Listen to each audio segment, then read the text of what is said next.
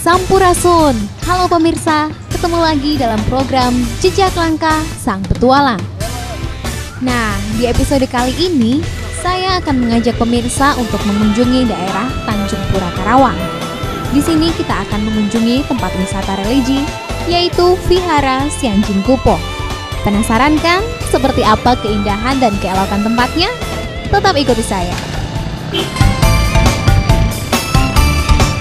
Vihara Sianjin Kupoh merupakan vihara yang pertama dan tertua di Kabupaten Karawang.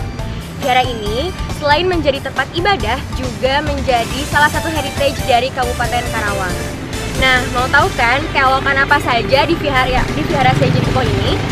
Bersama saya, Cika, 30 menit ke depan dalam program Jejak Langkah Sang Petualang akan menemani pemirsa semua melihat keindahan Vihara Sianjin Kupoh. Yuk!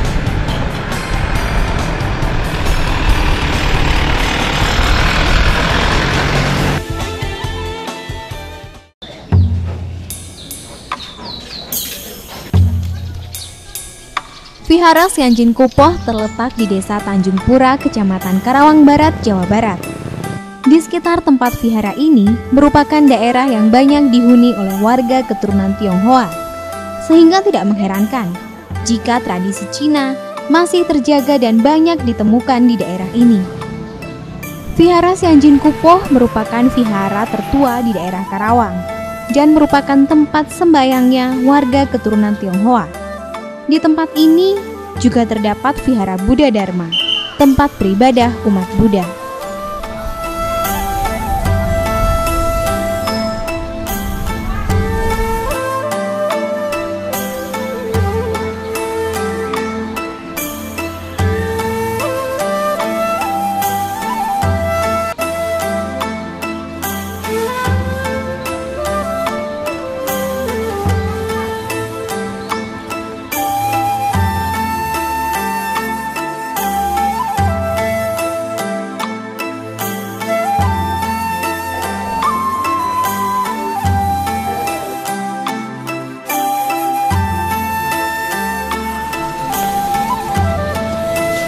Ya pemirsa, sekarang saya sudah sampai di Kompleks Vihara Sianjin Kupoh.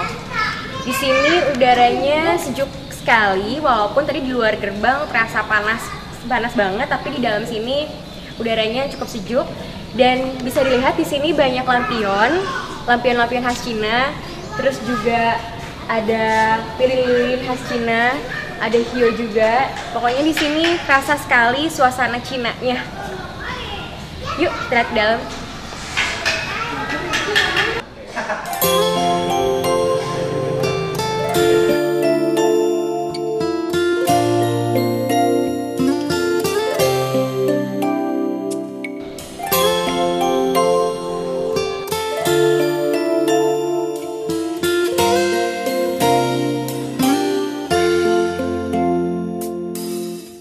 Menurut sejarahnya, Vihara Sianjin Kupoh ini pada sekitar tahun 1770 datanglah serombongan dari Tionghoa memasuki Teluk Ujung Karawang menuju Menara Cabang Bungin Bekasi yang kemudian menyusuri Sungai Citarum.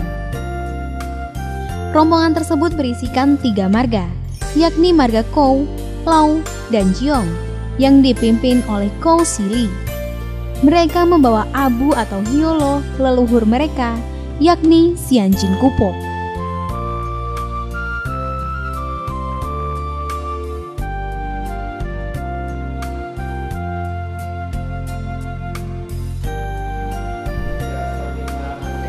Ketika memasuki wilayah Tanjung Pura, rombongan tersebut kebingungan mengambil arah sungai mana yang untuk dilalui karena pada saat itu mereka menghadapi 2 arah sungai berbeda, yakni Sungai Citarum dan Sungai Cibeet. Sesuai dengan kepercayaannya, maka rombongan tersebut meminta petunjuk kepada leluhur mereka, yakni Mak Sianjin Kupoh.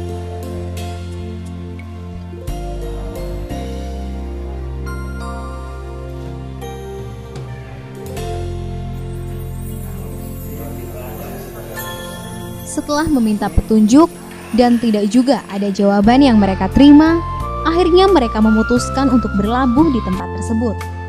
Mereka beranggapan dengan tidak adanya jawaban, mengisyaratkan mereka harus berhenti di daerah yang kita kenal dengan Tanjung Pura saat ini. Maka sejak saat itu pula, ketiga marga ini membuat perkampungan di sana, dan sekaligus membuat tempat peribadatan atau vihara yang kemudian kita kenal dengan sebutan vihara atau kelenteng Sianjin Kupo.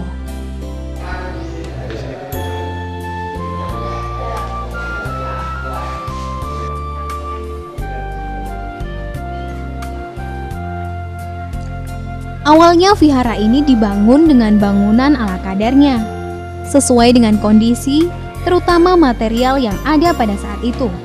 Dengan posisi vihara menghadap ke arah matahari terbenam, yang berarti menghadap ke arah sungai.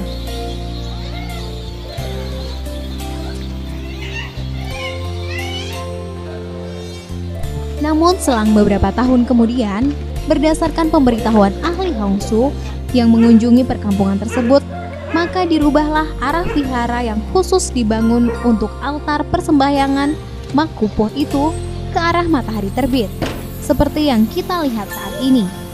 Selain itu, seperti yang dijelaskan ahli Hongsu, itu bahwa tempat tersebut lokasinya memang sangat bagus karena terletak pada perut naga, sehingga letak vihara ini sama sekali tidak dipindahkan lokasinya.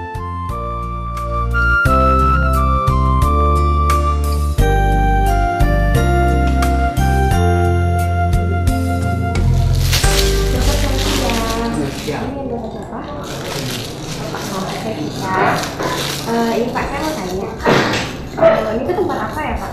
Ini kan tempat persembahyaan satu kabupaten seperti persembahan. Persembahan. Jadi yang itu persembahan dari tamu. Iya, tamu-tamu. Kalau itu di belakang itu apa Pak? Kalau ini Tanjung Kupo. Altarnya. Iya. Oh gitu. Bedanya sama yang tadi di depan situ apa? Ya kalau itu kan seperti Kampung Taisi, Dusan, nah masuk ke sini Tanjung Kupo. Oh gitu. Iya. Itu masih altar juga? Iya. Iya. Kalau ini persembahan dari tamu-tamunya itu biasanya berapa bulan sekali Pak? Ini cuma dari mulai sekarang sampai Kapung. Sampai Cap Bume. Jadi Cap Bume diambil lagi. Kalau belum tahu Bapak di sini sebagai apa? Oh, saya sebagai apa? Pembantu. Yang menjaga di sini ya Pak ya?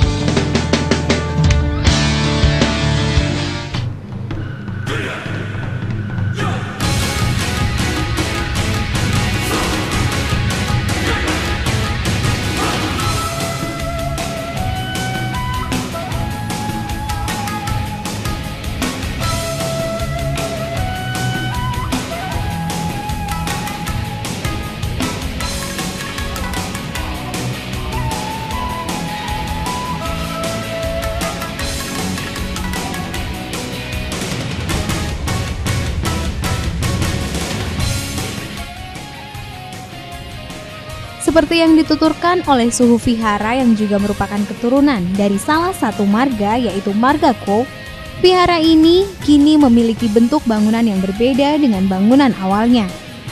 Selain karena menyesuaikan dengan bahan material yang ada, juga untuk memenuhi kebutuhan dalam melayani jamaah dan para pengunjung ke vihara ini dari waktu ke waktu.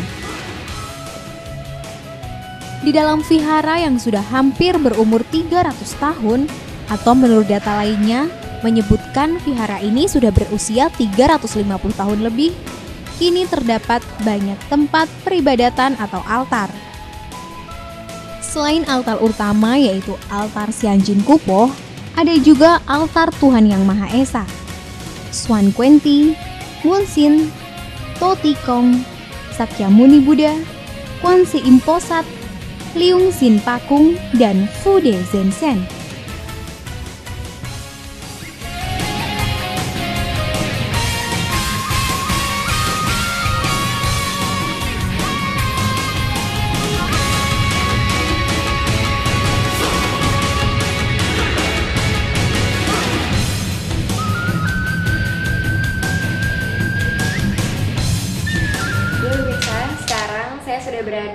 salah satu altar dari Vihara Senjin Kupoh ini. Nah, Pak, kalau altar yang ini sama altar yang di depan tadi itu bedanya apa, Pak? Berlainan. Ya. Itu kan Senjin Kupoh. Ya. Kalau ini kan Mak Kuan Im. Untuk Mak Kuan Im. Nah, kalau dia kan ada patungnya. Iya. Ya. Patung-patung Mak Kuan Im. Kalau itu kan nggak ada. Oh, gitu. Terus yang di pojok sebelah situ apa, Pak? Nah, yang di sini itu Yungsen Taku. Itu Untuk menguasai tanah, pegang tanah. yang di ujung situ juga sama. Kalau ini lain lagi. Itu apa? Kalau ini kan kuasai kan ada takunya. Ya, apa seperti kita tidak ada takunya, ada pokoknya. Ini depannya apa? Ya ini dari sini ke atas. Ini sama. Ini kan nggak ada apa kita.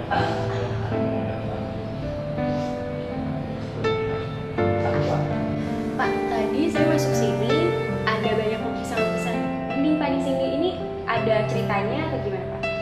Ceritanya Iya, ada menceritakan tentang apa gitu, Pak, ini lukisan-lukisan ini. jadi hanya senang begini aja orang. Jadi apa seperti di sini tempat ini ada seperti begini makuan ini ada apa tuh kuda. Jadi menceritakan tentang Buddha, terus juga ada Mak Kuan Im juga.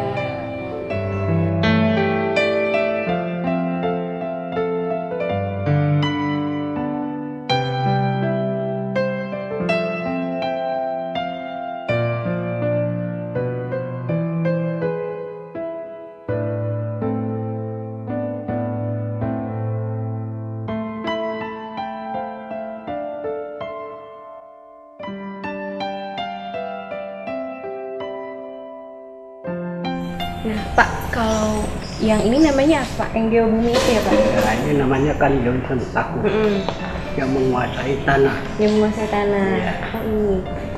Ini kok kecil gini? Kok memang seperti ini atau gimana? Kenapa udah. nggak dibuat besar? Ya boleh seperti ini aja. Seperti itu.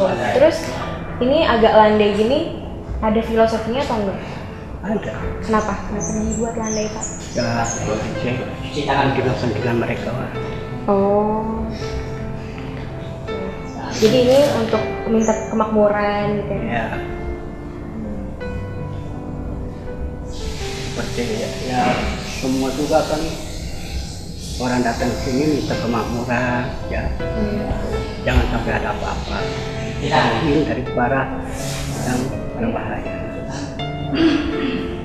Dari pecun dikeluarkan dimandiin kita. Oh. Iya, pecun.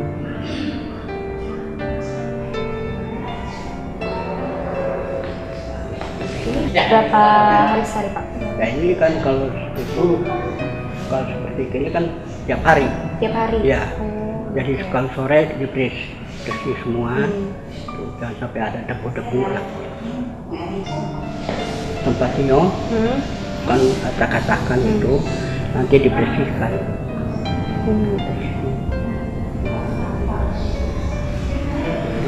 Seperti satu jodoh lah, laki perempuan. Jadi berpasangan. Iya.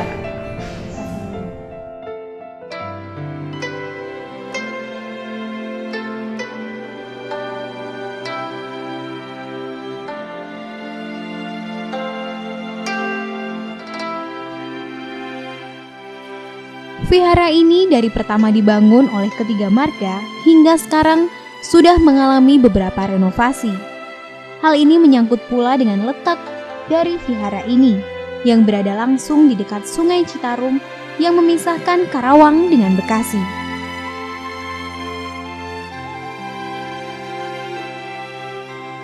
Perenovasian terakhir dilakukan pada tahun 2004 silam. Di antara banyaknya perubahan baik bangunan maupun benda atau alat peribadatan dalam vihara ini, satu yang masih tersisa dari awalnya adalah sebuah yolo, tempat menyimpan abu jenazah.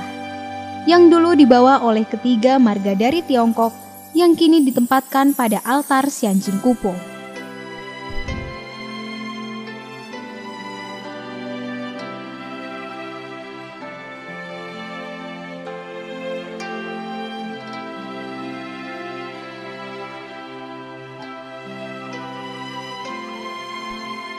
Pengelolaan vihara ini sejak tahun 1951 adalah berada di bawah Yayasan Xianjin Kupo, yang kantornya berada di samping gerbang utama vihara.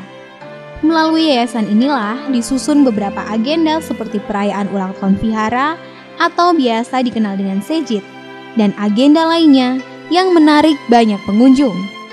Adapun perayaan yang digelar di vihara ini diantaranya adalah perayaan ulang tahun vihara setiap tanggal 13 bulan 7 penanggalan Imlek, upacara pergantian tahun Imlek, upacara Potu Munggana, bahkan menurut keterangan dari suhu pada beberapa perayaan seperti ulang tahun seringkali digelar aneka atraksi, di antaranya seperti atraksi barongsai yang menarik para pengunjung di kalangan wisatawan.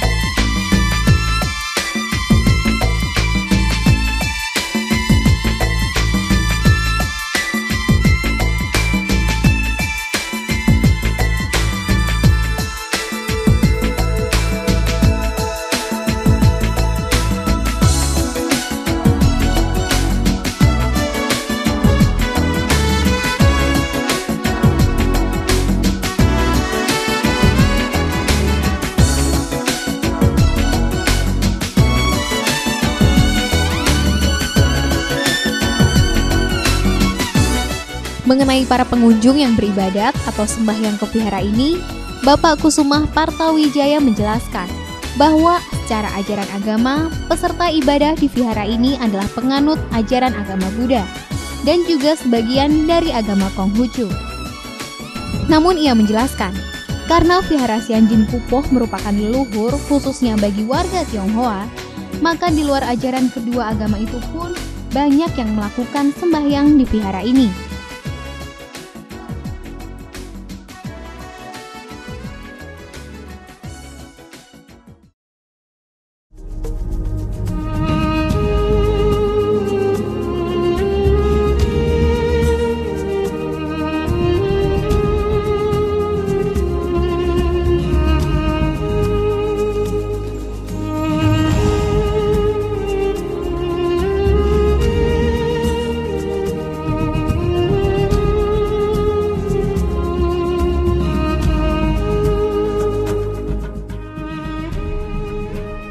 Seperti yang diungkapkan oleh Suhu Vihara dan juga oleh Insinyur Windy Sanjaya dalam bukunya, vihara ini selain menjadi tempat sembahyang, juga sudah menjadi aset bersejarah atau cagar budaya yang harus tetap dijaga dan dilestarikan. Bukan hanya oleh yayasan, tetapi juga oleh segenap lapisan masyarakat. Apalagi vihara ini berada langsung di dekat aliran Sungai Citarum, yang bisa jadi kedepannya rawan terjadinya gangguan alam.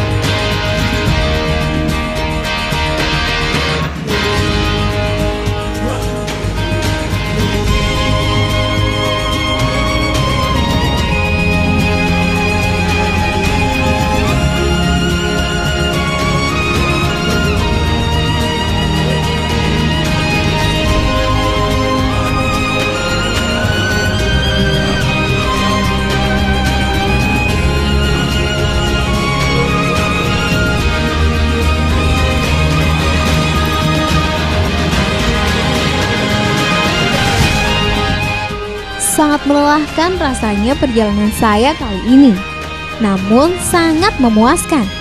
Selain mendapatkan banyak wawasan sejarah melalui kunjungan saya ke berbagai tempat bersejarah, saya juga berkesempatan mencicipi jajanan yang ada di sekitar vihara. Rasanya nggak cukup waktu menjelajahi daerah ini dalam 30 menit. Namun karena waktu yang terbatas, saya harus undur diri. Tetap saksikan Jejak Langkah Sang Petualang hanya di KCTV.